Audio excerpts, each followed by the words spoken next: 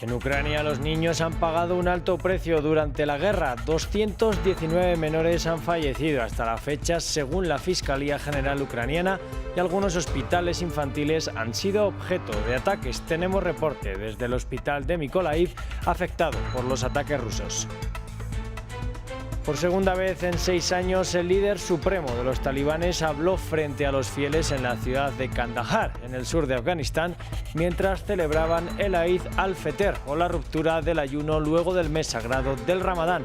El líder talibán felicitó a los afganos por su éxito tras la toma del poder en agosto de 2021. Países de Latinoamérica comenzaron a relajar sus medidas anti-COVID-19. Chile reabrió varias de sus fronteras terrestres, Colombia eliminó el uso obligatorio del tapabocas en interiores y Perú hizo lo propio en exteriores en algunas de sus regiones. Bienvenidos a un nuevo informativo de France 24, soy Rodrigo Sedano y es un gusto acompañarlos. Comenzamos esta emisión en Ucrania, donde los niños han pagado un alto precio durante la guerra. 219 menores han fallecido hasta la fecha, según la Fiscalía General ucraniana, y algunos hospitales infantiles han sido alcanzados por los bombardeos de las tropas rusas, entre ellos el de Mykolaiv, que visitaron nuestros enviados especiales Catalina Gómez Ángel y Miquel Conate. El doctor Alexander muestra el lugar donde cayó una de las 13 bombas que impactaron el hospital que dirige. Uno cayó en ese lado del hospital, la otra en el otro. Una más en lo profundo del jardín, en el techo, y otras más explotaron en los alrededores. Las autoridades ucranianas han denunciado que desde el comienzo de la guerra las fuerzas rusas han atacado sistemáticamente hospitales, especialmente donde hay presencia de niños. Este está en la población de Mykolaiv, en el sur del país, y fue atacado el pasado 4 de abril. Y quedan muestras de esos ataques en cada una de estas ventanas y en la fachada del edificio. Ellos saben que esto es un hospital infantil donde no hay militares. Aquí solo hay niños heridos. El fiscal general ucraniano asegura que 219 niños han muerto desde el comienzo de la guerra y 404 han quedado heridos. El 98% de los niños que llegan a este hospital lo hacen en condiciones de extrema gravedad.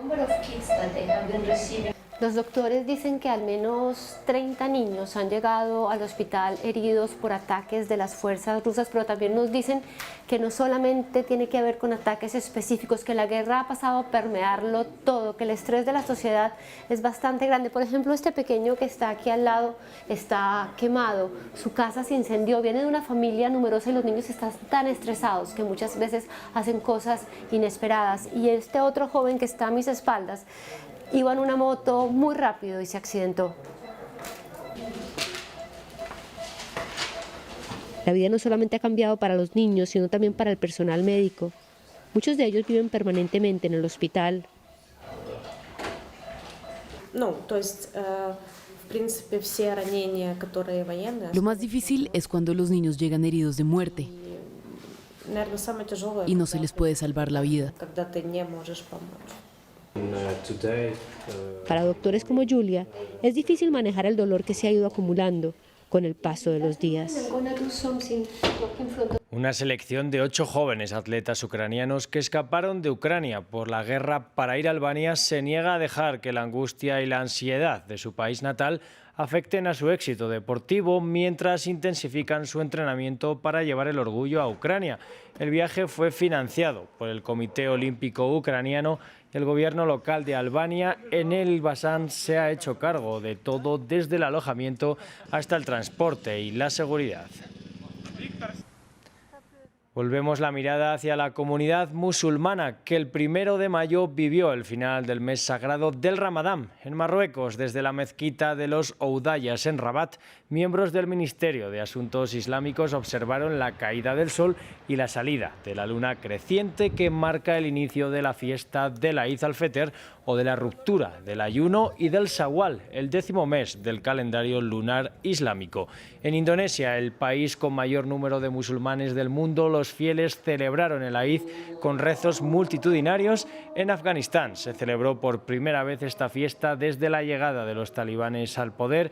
Allí hubo celebraciones multitudinarias en la región de Kandahar, y en Mali la violencia que azota al país no impidió que cientos de fieles se reunieran en la gran mezquita de Bamako. Por segunda vez en 6 años, el líder supremo de los talibanes habló frente a los fieles en la ciudad de Kandahar, en el sur de Afganistán. Mientras muchos celebraban el Eid al-Fitr, en su aparición felicitó a los afganos por su éxito tras la toma de poder por parte de los talibanes en agosto de 2021 y dijo a la multitud que los talibanes han logrado la libertad y la seguridad en el país.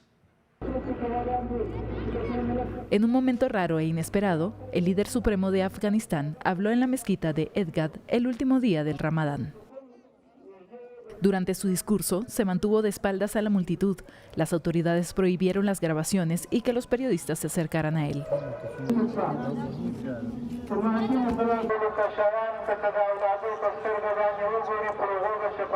Es su segunda aparición pública desde que se convirtió en líder talibán hace 6 años. Estoy tan feliz que no puedo ni describirlo. Soñé orar con el líder supremo, escuchar su voz y verlo. Juro que estoy tan feliz que lloré cuando escuché su voz. Tuve 2 sueños en mi vida. El primero fue ver el regreso del Emirato Islámico y el segundo fue ver a nuestro líder. La discreción del líder supremo ha dado lugar a rumores en varias ocasiones, algunos referidos a su verdadera capacidad de influencia dentro del Emirato Islámico y otros a preocupaciones sobre su salud. Durante su pronunciamiento, felicitó a los fieles por el regreso de la seguridad al país desde que los talibanes tomaron el control en agosto pasado. A pesar que el número de ataques se redujo en todo Afganistán, este Ramadán ha sido particularmente letal para el país. Varios ataques han afectado a la minoría chiita y también una mezquita sunita donde se realizaba una ceremonia sufí. Varios de estos ataques han sido reivindicados por el grupo Estado Islámico. En Kabul, durante el último día del mes sagrado, la asistencia a las mezquitas ha sido menor de lo habitual, debido al temor de nuevos ataques.